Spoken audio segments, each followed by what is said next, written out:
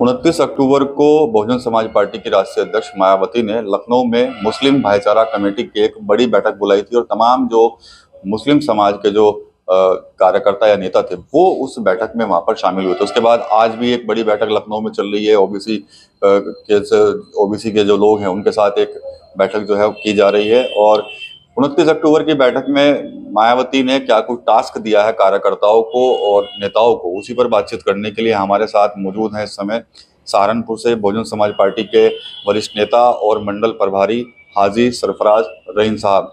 ये उस बैठक में थे और फोटो भी आया था सामने के पहली पंक्ति में हाजी सरफराज रहीम जो है उस दिन बैठक में वहां पर बैठे हुए थे। क्या कुछ वहां पर मायावती ने टास्क दिया है, क्या मंत्र दिया है, उसी पर मैं आज इनसे चर्चा करूंगा। हाजी सरफराज जी, आप थे उस दिन बैठक में, आपकी फोटो भी आई थी, पहली पंक्ति में आप लोग बैठे हुए थे। काफी लंबी वो बैठक चली है, तो बहन जी ने क्या कुछ वहां पे कार्यकर्ताओं को कहा है, क्या कुछ उनको काम दिए गए हैं? और ये सुना था कि कोई करीब 1 से लेकर 100 तक के कई काम जो है वो पार्टी की तरफ से पार्टी के नेताओं को सौंपे गए हैं, विशेषकर मुस्लिम समाज के लोगों के लिए।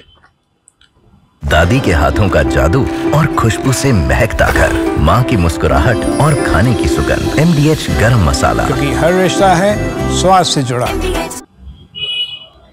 माननीय बहन जी ने जो मीटिंग बुलाई थी मीटिंग तो भाईचारा की बुलाई थी माननीय बहन जी ने।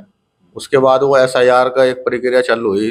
29 तारीख की मीटिंग थी तो 27 तारीख को उसका प्रेस नोट आ गया था कि वो SIR लागू हो गया। तो माननीय बहन जी ने फिर पूरे प्रदेश से अपने सारे पदाधिकारियों को बुला करके भाईचारे वालों के साथ वो मीटिंग की और उस मीटिंग में माननीय बहन जी ने जो हमें टास्क दिया है, जैसे आप टास्क पूछ रहे हैं, टास्क तो हम बताने की नहीं, आपको हम काम करके दिखाएंगे, क्योंकि वो तो हमारे अंदर की बात है कि क्या टास्क है, क्या बात है, क्या करनी है, क्या नहीं करनी है। क्योंकि हमें सरकार बनानी है तो कुछ बातें हमें छुपानी पड़ेंगी जो माननीय बहन जी ने हमें बताई। तो मैं ये आपको उस बारे में बताना चाहूँगा, जो 100 नंबर वाली बात आपने कही, 100 वो करे, तो माननीय बहन जी ने ये दस्तावेज हमें दिए, ये बिल्कुल लिखत में, ये उसमें भी दिए, प्रेस नोट है ये। इसमें 100 जो काम मुस्लिम समाज के लिए कर रखे। उत्तर प्रदेश में राज्य हज समिति, माननीय बहन जी ने इसके लिए हज कमेटी के कार्यालय के लिए गोमती नगर, बहुत महंगी जगह, वहाँ जगह दी। सीधे हज उड़ान के लिए व्यवस्था की। वक्फ संपत्तियों के सर्वेक्षण हेतु संरक्षण किया। उर्दू शिक्षकों की भर्ती की, उर्दू जो हमारे टीचर हैं उनकी, अध्यापकों को उर्दू की भाषा का प्रशिक्षण, मतलब ये तो बहुत सारी हैं। और ये बहुत सारी चीज़ें माननीय बहन जी ने मदरसा आधुनिकरण, मदरसा मकतबों के लिए धार्मिक शिक्षा के साथ आधुनिक विषयों के लिए 50 करोड़ रुपए जारी किए। मतलब बहुत सारी चीज़ें माननीय बहन जी ने लिख दिया। अभी हम रीड कर रहे थे, समझ रहे थे, तो उसके बाद हमें आजकल में ही लोगों के बीच में जाना शुरू हो जाएंगे। जैसे अरबी फारसी मदरसों में नवसर्जित जो पद हैं वो किए। मिनी ITI मदरसों में बनाई। उत्तर प्रदेश मदरसा बोर्ड का गठन किया माननीय बहन जी ने। मदरसों के पंजीकरण के लिए नियमावली में संशोधन किए। मतलब ये मुस्लिम समाज के लिए बहुत सारी चीज़ें हैं। सभी 360 मदरसों में गैर शिक्षक कर्मचारी, मतलब ये मैं आपको ये इतना बताने पाऊंगा तो घंटों लग जाएंगे। बहुत सारी चीज़ें माननीय बहन जी ने की। जो इसमें पुलिस फोर्स में 2,04,000 नए पद सृजित करने के ऐतिहासिक कार्य के लिए, मतलब बहुत सारी चीज़ें माननीय बहन जी ने हमें समझाई, बताई। अब मैं उसमें आपको सिर्फ इतना बताना चाहूँगा, अगर ये चीज़ें हम अपने समाज के लोगों को बताएंगे जाके, तो उनका कुछ ना कुछ समझ में आएगा। फिर हम उनसे पूछेंगे जाके, भाई तुम दूसरी पार्टी को वोट दे रहे है, एक तरफा वोट दे रहे है, अगर तुमने एक तरफा वोट बहुजन समाज पार्टी को दे दिया तो भाजपा तो कमज़ोर होगी, ख़त्म होगी, दूसरी पार्टी भी कमज़ोर होंगी। और इसमें हमें बहुत अच्छा एक आगे के लिए जब मुस्लिम समाज के लिए इतना माननीय बहन जी ने किया तो आगे के लिए और अच्छा करेगी। घर घर जाएंगे फिर तो आप लोग, मेरे ख्याल से सुनने में आया था भी बैठ के करेंगे, छोटी छोटी घर घर पहुंचेंगे। बिल्कुल घर घर जाने का काम करेंगे, घर घर जाके समझाने का भी काम करेंगे और ये लोगों को बांटने का भी काम करेंगे, दिखाने का काम करेंगे। भाई पढ़ लो, इन्हें अपना समझ लो, पढ़ लो कि किस सरकार ने आपके लिए क्या काम किए। क्योंकि माननीय बहन जी सर्व समाज की नेता है। आज पिछड़े समाज की मीटिंग माननीय बहन जी ने बुला रखी है भाईचारे की, तो उसमें पिछड़े समाज के लिए काम बताएंगे माननीय बहन जी के। पिछड़े समाज को, क्योंकि पिछड़े समाज को भी माननीय बहन जी ने सम्मान दिया, उनने मंत्री बनवाया, उन्हें विधायक बनाया। वरना उससे पहले तो कहाँ कुछ पता ही नहीं था कि पिछड़ा कौन है और मुस्लिम कौन है और अति पिछड़ा कौन है, कुछ भी नहीं पता था। माननीय बहन जी की सरकार आई तो सब सर समाज के बच्चे मंत्री बने, विधायक बने। दूसरी सरकारों में तो कोई भी कुछ नहीं बना, सब अपने जो दूसरे लोग होते वो अपने बनाए थे।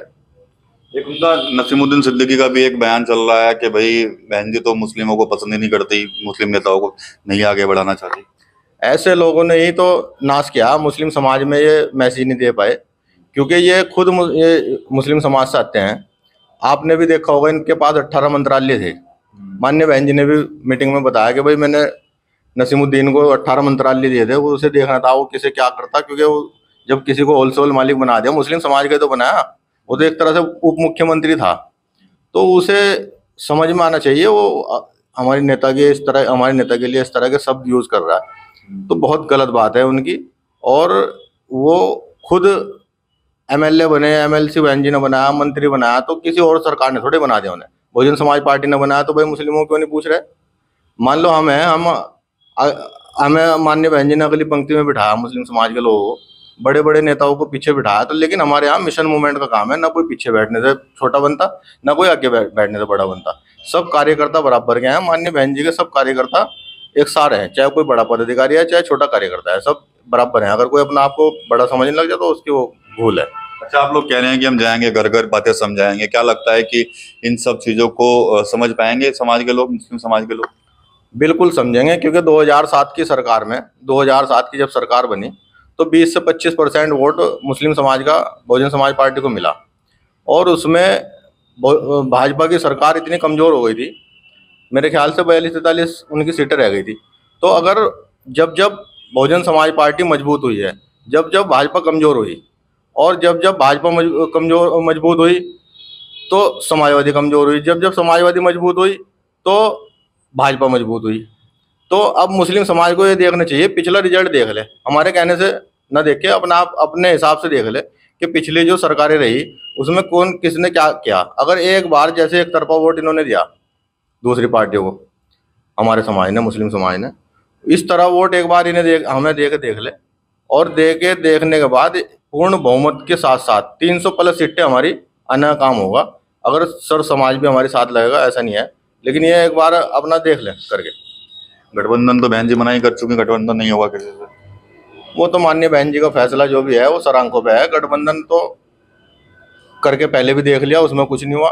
तो सामाजिक गठबंधन से ही 2007 में सरकार आई थी, सामाजिक गठबंधन ही हम लोगों से करेंगे, तो उसमें भी 2027 में सरकार माननीय बहन जी बनाना काम करेंगे। आप लोग मुस्लिम भाईचारा की बैठक हुई है, अब आज पिछड़ा की बैठक चल रही है लखनऊ में।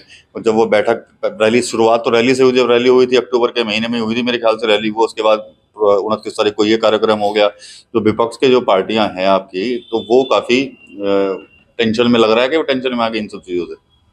टेंशन में तो आएगी, मैंने पहले भी कहा था, टेंशन में तो सारी पार्टियां रहेंगी, क्योंकि हम सरकार बनाने जा रहे हैं 2027 में, और ये राजनीति है, ये एक रात में पलट जाती है।